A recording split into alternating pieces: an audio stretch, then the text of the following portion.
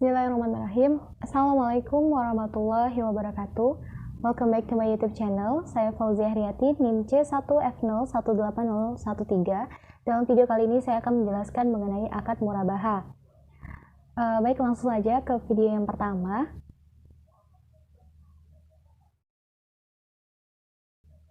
Nah, pertama kita akan membahas apa sih pengertian dari murabaha.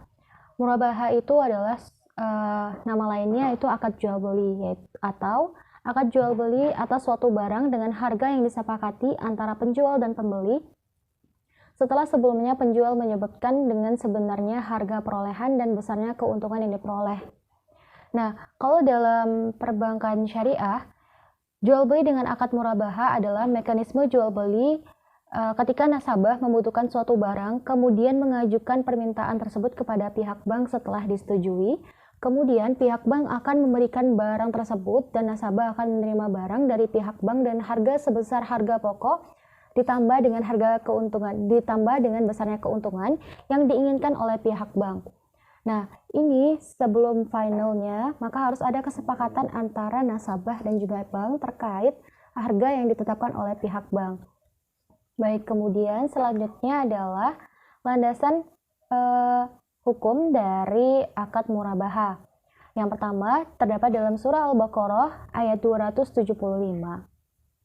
Nah, dalam ayat ini Allah Subhanahu wa taala mempertegas legalitas dan keabsahan jual beli serta menolak dan melarang konsep ribawi. Berdasarkan ketentuan ini, jual beli murabaha mendapat pengakuan dan legalitas dari syara dan sah untuk dioperasionalkan dalam praktik pembiayaan baik itu di bank syariah ataupun di BMT. Karena merupakan salah satu bentuk jual beli dan tidak mengandung unsur ribawi. Kemudian yang kedua yaitu di surah An-Nisa ayat 29. Nah, kemudian yang berbunyi yaitu, hai orang-orang yang beriman, janganlah kamu saling memakan harta sesamamu dengan jalan yang batil, kecuali dengan jalan perniagaan yang berlaku suka sama suka di antara kamu. Jadi artinya ketika kita melakukan perniagaan atau menggunakan akad jual beli harus didasarkan pada atas suka sama suka, jadi tidak ada unsur pemaksaan. Oke, kemudian selain itu juga ada dari hadis Rasulullah SAW yang berbunyi dari Sahih, Rasulullah SAW bersabda, 3 hal yang di dalamnya terdapat keberkahan, jual beli secara tangguh atau muqaradah atau mudharabah, dan mencampur gandum dengan tepung untuk keperluan rumah, bukan untuk dijual. Hadis riwayat Ibnu Majah. Baik. Jenis-jenis murabaha. Murabaha terbagi menjadi 2, yaitu murabaha tanpa pesanan dan murabaha berdasarkan pesanan. Murabaha tanpa pesanan adalah jenis jual beli murabaha yang dilakukan dengan tidak melihat adanya nasabah yang memesan atau mengajukan pembiayaan, sehingga penyediaan barang dilakukan oleh bank sendiri dan dilakukan tidak terkait dengan jual beli murabaha sendiri. Kedua, yaitu murabaha berdasarkan pesanan. Sedangkan yang dimaksud dengan murabaha berdasarkan pesanan adalah jual beli murabaha yang dilakukan setelah adanya pesanan dari nasabah yang mengajukan pembiayaan kepada bank. Jadi dalam murabaha berdasarkan pesanan, bank syariah ataupun BMT melakukan pengadaan barang dan melakukan transaksi jual beli setelah ada nasabah yang memesan barang ataupun aset sesuai dengan pesanan nasabah tersebut. Kemudian selanjutnya adalah pernyataan standar akuntansi keuangan nomor 102 yang mana yang membahas tentang akuntansi murabaha atau PSAK nomor 102 yang dikeluarkan oleh Dewan Standar Akuntansi Keuangan Ikatan Akuntansi Indonesia atau DSAK IAI. Untuk peraturan yang terkait dengan PSAK nomor 102 ini meliputi pendapatan dan biaya terkait murabaha. PSAK nomor 102, akuntansi murabaha mengatur pengakuan, pengukuran, penyajian, dan pengungkapan transaksi murabaha. PSAK 102 diterapkan untuk pertama, untuk lembaga keuangan syariah dan koperasi syariah yang melakukan transaksi murabaha baik sebagai penjual ataupun sebagai pembeli.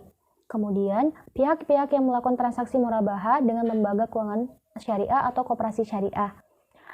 Kemudian, Akuntansi untuk penjual. Pada saat perolehan, aset murabahah diakui sebagai persediaan sebesar biaya perolehan. Ketiga, akuntansi untuk pembeli akhir. Aset yang diperoleh melalui transaksi murabahah diakui sebagai biaya perolehan murabahah tunai.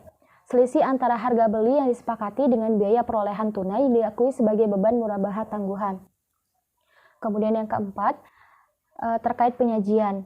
Pertama, piutang murabahah disajikan sebesar nilai neto yang dapat direalisasikan, yaitu saldo piutang. Murabahah dikurangi penyisian kerugian piutang. Kemudian yang selanjutnya pada margin murabahah, tangguhan disajikan sebagai pengurangan atau kontra account piutang murabahah.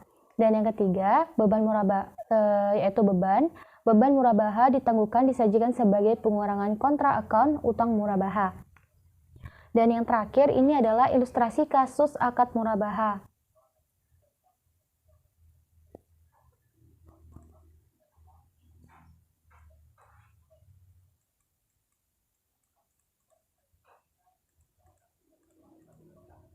Nah, ilustrasi kasus murabahah, contoh, Tuan Malik berencana membeli mobil Avanza yaitu seharga 230 juta. Karena Tuan Malik tidak memiliki uang sejumlah tersebut, akhirnya Tuan Malik mendatangi Bank Syariah X untuk membeli mobil yang diinginkan. Bank Syariah X kemudian memesan mobil yang dimaksud, kemudian menjualnya kepada Tuan Malik dengan harga yang disepakati sebesar 250 juta. Artinya, harga pokoknya ada 230 juta dan juga perolehannya keuntungan yang diperoleh bank yaitu sebesar 20 juta atau disebut dengan margin. Nah, pembayaran dilakukan secara angsuran setiap bulan selama jangka waktu 12 bulan.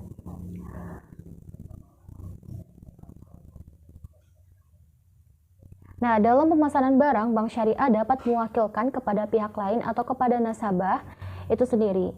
Jadi, yang membeli barang adalah Tuan Ahmad atas nama bank syariah, tapi transaksi murabahah baru boleh dilaksanakan jika barang sudah dibeli oleh nasabah. Transaksi ini bisa dikenal dengan mudharabah bil wakalah. Jadi berbeda transaksi ini atau sistemnya dalam pembiayaan di bank konvensional dengan bank syariah.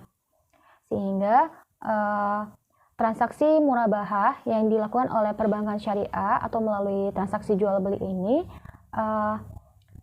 sah dalam Islam sesuai dengan hadis dan sesuai dengan Al-Quran dan hadis Rasulullah SAW. Baiklah, mungkin itu saja yang dapat saya sampaikan terkait materi hari ini, yaitu terkait murabahah. Lebih dan kurangnya saya mohon maaf. Saya akhiri. Wassalamualaikum warahmatullahi wabarakatuh.